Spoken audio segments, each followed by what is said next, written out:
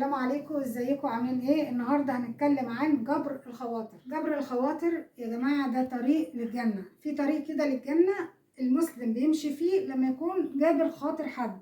جبر الخواطر طريق للجنه، يعني اللي عايز يعبر الطريق ده ويروح الجنه بيجبر خاطر الناس. جبر الخواطر يا جماعه منزلته عظيمه عند الله سبحانه وتعالى وعند الرسول عليه افضل الصلاه والسلام. لما سئل الرسول عليه الصلاه والسلام من احب الناس الى الله قال انفعهم للناس، وما احب الاعمال الى الله قال سرور تدخله على قلب مسلم، او تكشف عنه كربه من كرب يوم القيامه، او تطرد عنه جوعا، او تقضي عنه دينا. ثم قال صلى الله عليه وسلم ولئن امشي مع اخي في حاجه احب الي من ان اعتكف في المسجد شهر. جماعه والله يعني سبحان الله وتعالى، يعني عمل لنا حاجات جميله قوي. يعني جبر الخواطر ده يعني مش هتتعب الناس في حاجه، بس سبحان الله وتعالى الايام دي بحس ان الناس ما بتكبرش خاطر بعض.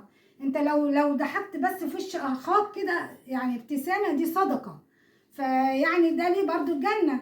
في حاجات ياما بتعملوها دي جبر خواطر، لو بكلمه ولو بابتسامه ولو باي حاجه بسيطه. جبر الخاطر ده عند ربنا حاجه كبيره، وما كانش كده يعني ما كان عمل طريق للجنه.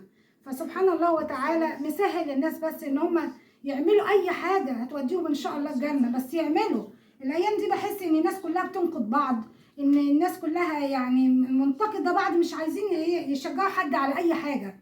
يعني حتى لو حاجه فيها خير لاحظ بعض مش كل ان الناس مش مشجعه الناس على اي حاجه فيها خير ليهم. والله جبر الخواطر دي حاجه جميله قوي قوي. يعني ما اي انسان يعني عايزك تساعده في اي حاجه وساعدته، دي عند ربنا جبر خاطر، بكلمه، بانك تدله على حاجه هو عايزها.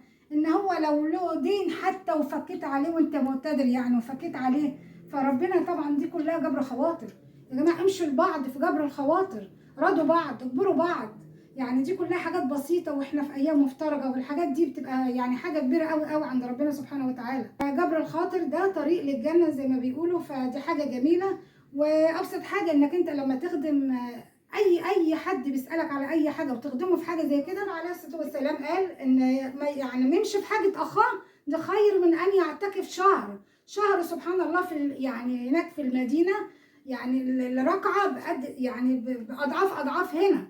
فسبحانه وتعالى حاجه بسيطه تمشي في اخاك عايز حاجه فانت بتساعده. يا جماعه اجبروا بخاطر بعض، والله لو كله جبر بخاطر بعض دي الحياه هتبقى جميله، وهتبقى ليكوا برضو في الاخر يعني. فسبحانه وتعالى حاجات بسيطه هتوصلك للجنه. فانت بس ايه يعني تجبر خاطر بني ادم باي حاجه من اللي احنا قلنا عليها دي طريقه للجنه، حاجه جميله. وخصوصا يعني في الايام المفترجه دي، يعني سبحان الله وتعالى الخير بتضاعف. فان شاء الله يعني كده ربنا يكبر خاطركم ويكبر خاطرنا كده باذن الله.